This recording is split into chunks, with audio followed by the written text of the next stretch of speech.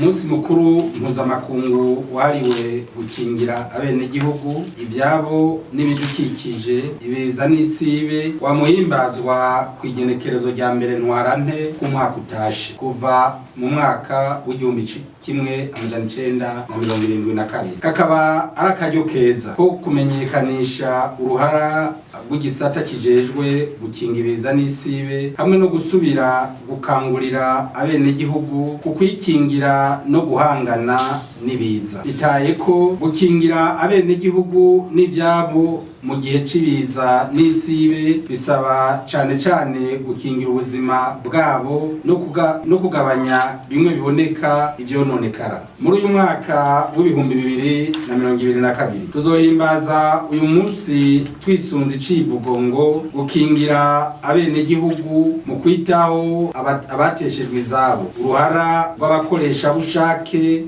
no guhangana n'akaranda. Mu Burundi iki civugo kije hageze kuko kuva mu kiringo c'imyaka 10 irenga hagumye hibonekeza iyongerekana ry'ibiza n'isibe n'ingaruka mbi zavyo ari nazo nkomoko y'abatizabo ku bice birenga 90%.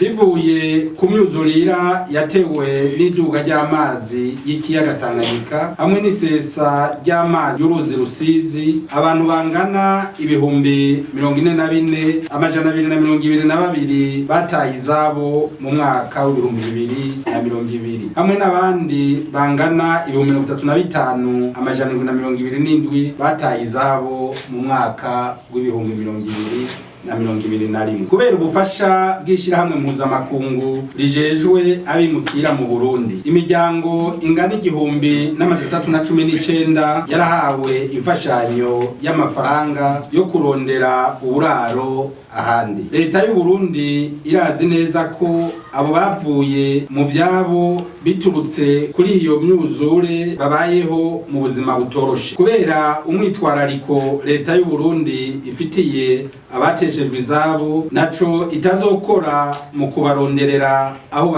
bakika umusaya hatekanye. Mu Burundi co kimwe no mu bindi bihugu, kwitaho abateshejwe izabo biriko bikorwa mu gihe isi yugarijwe n'akaranda k'umugera wa coronavirus 19. Kubera ico kiza, integuro yo kuramira abantu b'amikoro make mu Burundi yaronse imfashanyo itarenga ibice 48% mu mwaka wa 2020. Nayo iyo mu mwaka wa 2021 ikaba yaronse uburyo butarenga ibice 36% gusa y'ivyari bitegekanijwe. Izo mvo nizo zituma ibiciro by'ibikoresho vyankenerwa vyongerejwe abantu ba mikoro make biduga cane ku masoko yo hanze aho vyari kugurirwa. Iyi shusho ikaba ikebura leta n'abo bafashanya mu iterambere kugira ngo biyumvirire hamwe inzira irashe yo kubandanya bafata mu mugongo